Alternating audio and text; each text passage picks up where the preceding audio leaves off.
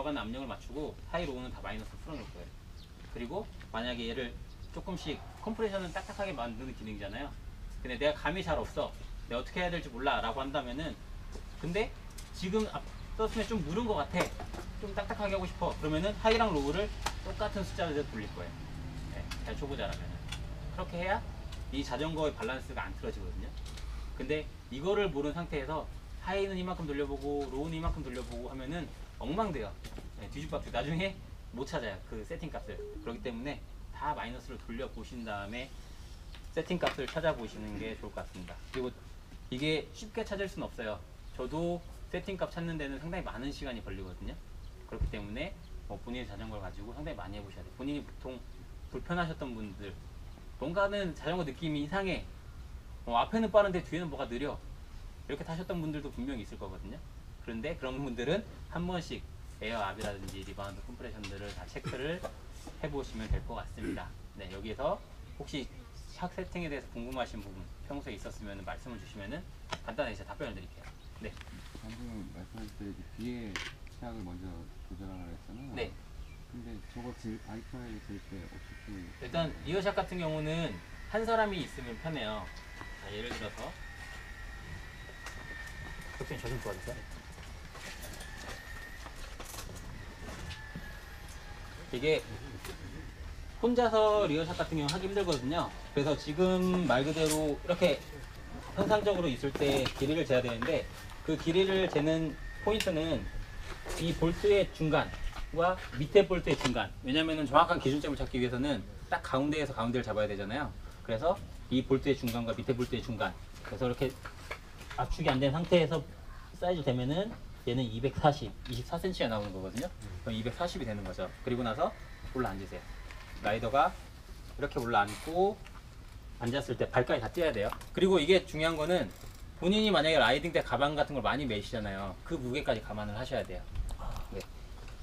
그 상태에서 다시 가운데에서 가운데를 재는 거죠. 그러면 지금 215로 줄어들잖아요. 이걸 이제 퍼센트로 계산해서 몇 퍼센트의 세이브 값인가를 계산을 해야 돼요. 그래서 이게 집에 계신 분들은 뭐 와이프한테 아니면 자녀분들한테 야 이거 좀 재봐 라고 하시면 되죠.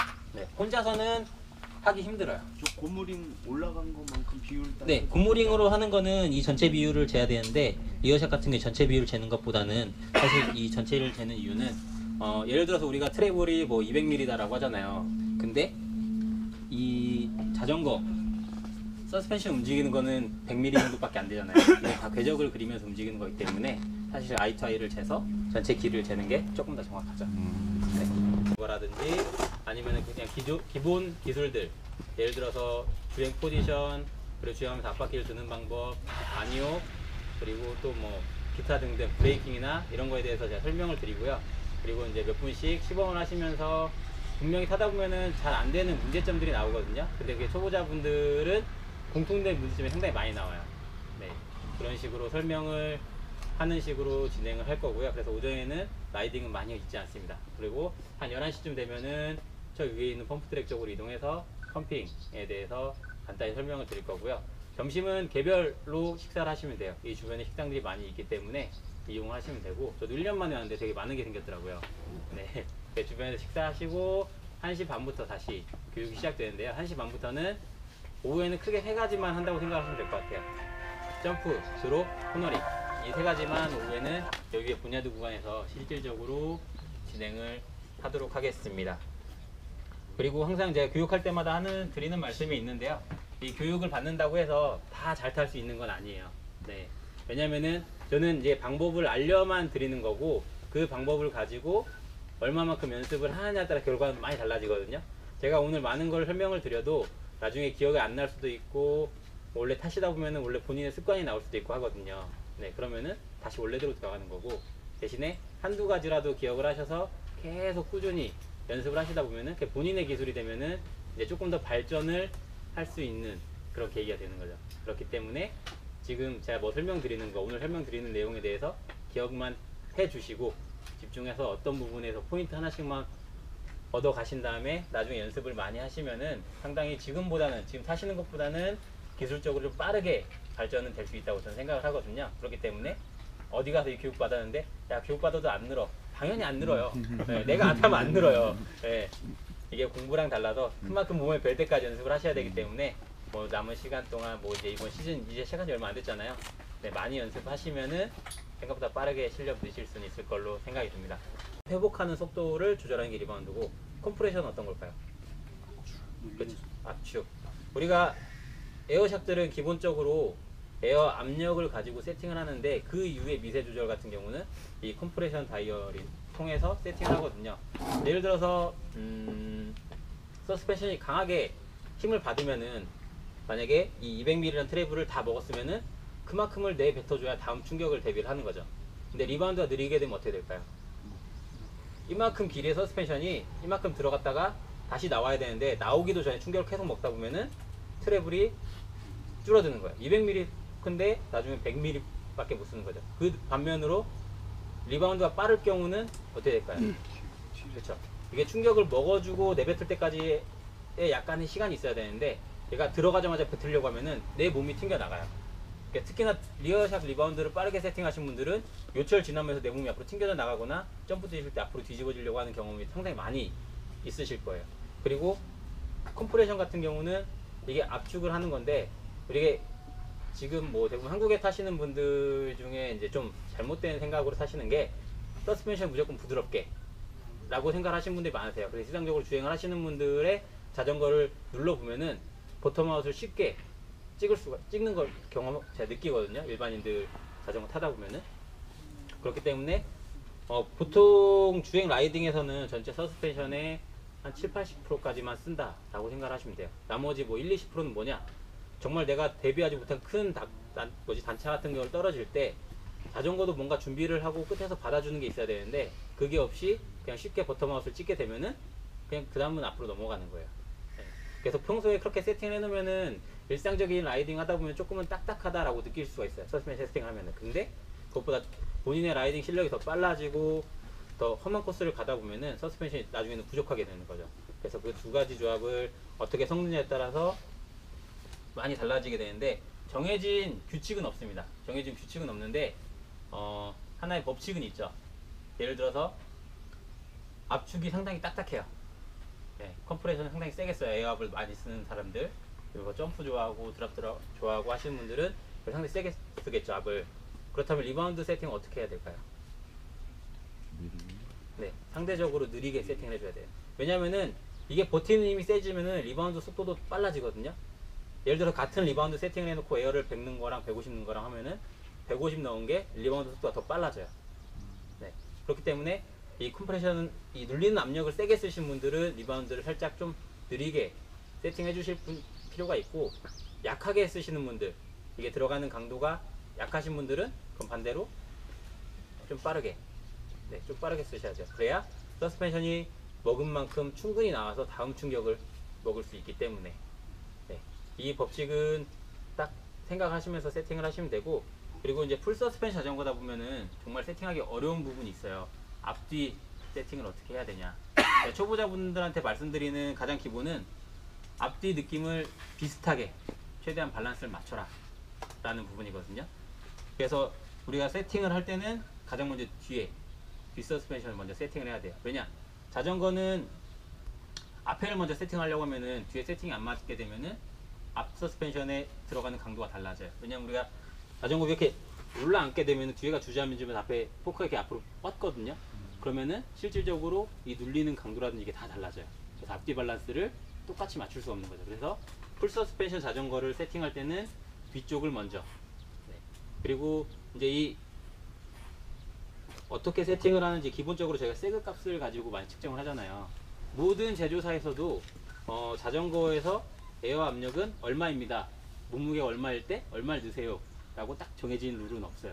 왜냐, 사람마다 체중이 다르고 또 라이딩 스타일이 다르기 때문에 기본 이 세그라는, 이렇게 자전거 위에 가만히 올라 앉았을 때 서스펜션이 얼마만큼 들어가는지 이 세그 값을 가지고 세팅을 하라라는 거 가장 권하는 사항이거든요. 기본적으로 세그 값 세팅할 때 대부분 다 30% 정도로 세팅한다라고는 많이 찾아보셨을 거예요. 그쵸? 30% 정도로 세팅을 하면은요, 정말 천천히 편하게 다닐 때는 전혀 문제가 없어요. 근데 조금 속도가 올라가고 좀 험로에 들어가기 시작하면은 버텀아웃을 상당히 쉽게 겪거든요. 그렇기 때문에 기본적으로 딱 30%라기보다는 편안하게 라이딩을 하고 싶으면은 20에 30% 사이에 딱 맞추시면 돼요. 그 맞추는 퍼센트에 대해서는 알고 계시죠? 일단 두 가지 측정하는 방법이 있는데, 첫 번째는 I2I 전체 샥의 길이에서 내가 자전거 위에 올라 앉았을 때 이 줄어드는 범위, 만약에 10cm, 이 전체 길이가 10cm라고 하면은 내가 앉았을 때 이게 7cm가 되면은 30%의 세그 값이 먹은 거죠. 네, 이런 식으로 계산을 하시면 되기도 하고, 아니면은 에어샥 앞에 포크나 마찬가지로 보면 다 이렇게 고무링이 하나씩 있을 거예요. 네, 이 전체 들어가는 길이에서 내가 얘를 가만히 올라갔다 내렸을 때 얘가 얼마나 들어가는지 이걸 가지고 하는 방법이 있는데, 리어샥 같은 경우는 전체 I2I를 재는 게 편하고, 앞에 포크 같은 경우는 이 고무링 올라간 높이를 재는 게 더 편해요. 왜냐면은 얘는 앞엔 203mm, 뭐 160 포크면은 이 들어가는 길이가 160 정해져 있기 때문에 이게 얼마 몇 센치 들어갔는지를 해서 퍼센트로 나누면은 되기 때문에 그런 식으로 세팅하면 되고, 자, 이렇게 먼저 셀 값으로 압축을 맞추고 그 다음에 앞쪽을 세팅을 하셔야 돼요. 그래야 이제 본인이 라이딩 했을 때 자전거 눌려 있는 상태에서 맞는 세팅이 되는 거죠. 그리고 이때 주의하셔야 될 점은, 자전거 이렇게 몇 번 누른 다음에 고무링을 가볍게 내려서 쑥 눌러놓고 내리면서 이게 우리 뿡 찍고 내리면 더 들어가거든요. 그래서 항상 내릴 때는 딱 맞춰놓은 상태에서 그냥 발로 딛고 천천히 일어나셔야 돼요. 그래야 얼마만큼의 세그가 됐는지 정확히 측정을 할 수 있기 때문에. 그래서 이거는 정해진 값은 없어요. 만약에 저 같은 경우도 속도가 많이 붙고 좀 험로 구간이 많다 라고 하면은 또 딱딱하게 세팅을 하고, 그 위에 이제 좀 부드러운 구간이다라고 하면은 좀 부드럽게 세팅을 하기 때문에 이건 정해진 게 없는데, 컴프레션과 리바운드는 항상 많이 조절을 해 보셔야 돼요. 근데 그 중에 헷갈리는 게 뭐냐면은 하이 스피드, 로우 스피드가 또 나눠지는 것들이 있어요. 그렇죠? 이런 거는 어떻게 보면은 되게 민감한 사람 아니면 못 느껴요. 자전거 위에서는. 네. 그래서 초보자분들에게는 만약에 이게 뭐가 뭔지 모르겠어요 라고 하면은 일단 다 마이너스로 다 돌려놓으세요. 그리고 기능 하나를 플러스까지 다 돌려보는 거예요. 그리고 라이딩 할 때 어떻게 뭐가 바뀌는지 그걸 본인이 직접 체감해야지. 뭐 다른 사람이 하이 스피드는 몇 바퀴 돌리고 로우는 전혀 맞지는 않거든요. 왜냐면 세팅이라는 거는 본인이 몸에 맞춰야 돼요. 네. 남이 어떻게 해줄 수가 없어요. 내가 다른 분 자전거를 타서 세팅을 해준다 하더라도 그냥 근사치는 맞춰드리거든요. 근데 미세한 부분까지는 라이더 본인이 직접 타면서 불편한 부분을 조절을 해보면서 해야 돼요. 그래서 예를 들어서 매장에서 이렇게 세팅해줘서 그냥 타고 있어요. 이런 분들 되게 많아요. 네. 이거 이런 게 있었어요 내 자전거에? 이런 분들 되게 많거든요. 네. 그렇기 때문에 그게 아니라 그냥 호기심이라도 한 번씩 다 돌려보세요. 대신에 세팅 값을 바꾸실 때는 막 그전이랑 똑같이 라이딩 하시는 게 아니라 천천히 요철 같은 데서 자전거 반응을 보면서, 예를 들어 리바운드 가장 빠르게 해놓고 점프 뛰면은 다 뒤집어져요. 네, 뒤에 리바운드 빠르게 해놓고.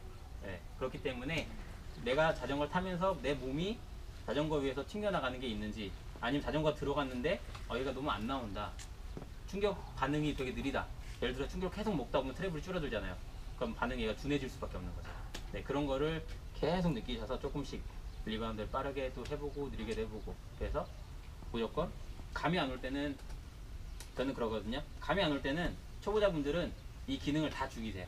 다 죽이고 하이 스피드, 로우 스피드 있는 거 다 죽이고 그냥 컴프레션, 리바운드 이 두 가지만 세팅을 하시면 돼요. 그래서 만약에 지금 제 자전거 같은 경우는 기본적으로 에어로 컴프레션을 조정하고 하이 스피드, 로우 스피드 컴프레션을 조정하는 게 따로 있거든요. 만약에 제가 초보자다라고 하면은 에어로만